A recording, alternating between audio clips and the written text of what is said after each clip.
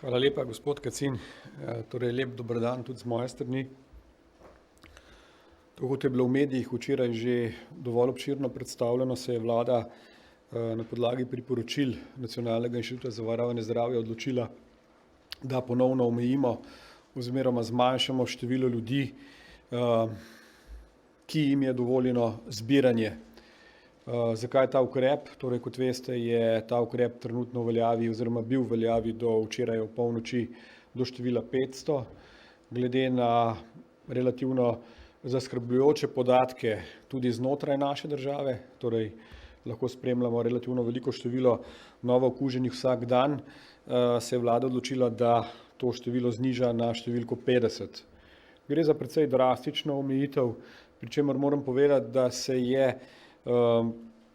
taka odločitev sprejela tudi na podlagi tega, da se je v zadnjem tednu, pa v zadnjih nekaj dneh ugotavljalo, da zbiranje ljudi na javnih mestih ne predstavlja zgolj nevarnost tistih, ki se zbirajo na javnih mestih, ampak da gre pravzaprav za nevarnost tudi pri zbiranju ljudi, ki se zbirajo na tako imenovanih privatnih zabavah, porokah ali v kakršnikoli drugi obliki, kajti virus seveda ne ve, kje in kako se ljudje zbiramo, ampak ve samo to, da pač na najlažji in najelegantnejši način pride iz enega na drugega.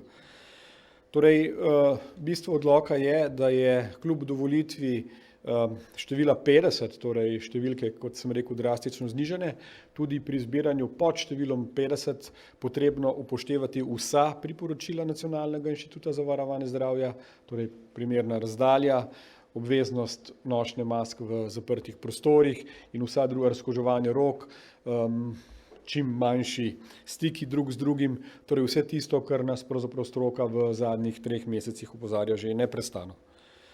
Drugi pomemben del tega odloka pa se nanaša na to, s čimer smo se kar nekaj časa ukvarjali, gre pa seveda za javne prireditve. Pri javnih prireditvah moram reči, da smo de facto, če pogledate povsem natančno ta odlok, število celo nekoliko dvignili.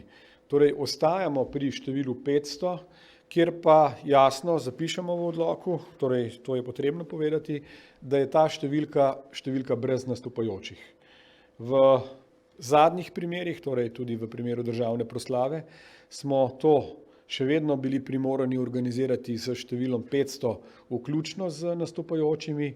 Od danes od polnoči dalje je taka prireditev mogoča z 500 obiskovalci in z vsemi tistimi, ki tam nastopajo. Ob tem je seveda potrebno jasno povedati, da je taka prireditev dopustna oziroma dovoljena zgolj z pozitivnim mnenjem Nacionalnega inštituta za varovanje zdravja, torej Nacionalni inštitut za varovanje zdravja se mora strinjati z organizacijo te prireditve. Zakaj?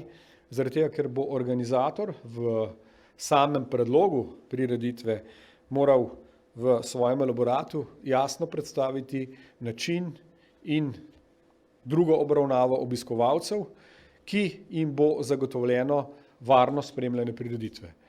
Torej, pozitivno mnenje Nacionalnega inštituta je pogoj za izdajo take odločbe. Druga pomembna zadeva tem odloku je dejstvo, kot veste, imamo na podlagi Zakona o javnih zbiranjih možno javno zbiranje na 2 nivojih oziroma na podlagi 2 odločb oziroma ene odločbe in ene odločbe, torej na podlagi odločbe upravnega organa, upravne enote ali pa zgolj z prijavo na policijsko postajo. Jasni kriteriji med enim in drugim so v zakonu navedeni. Z tem odlokom pa je odločeno, da je v času epidemije, torej od danes naprej, potrebno za vsako prireditev imeti tudi odobritev upravne enote. To pomeni, da so organizatorji dolžni tako odobritev strani upravne enote dobiti. Za pridobitev take odločbe pa je eden od nujnih pogojev, kot rečeno, se ponavljam, seveda pozitivno mnenje Nacionalnega inštituta za varovanje zdravja. Zdaj morda še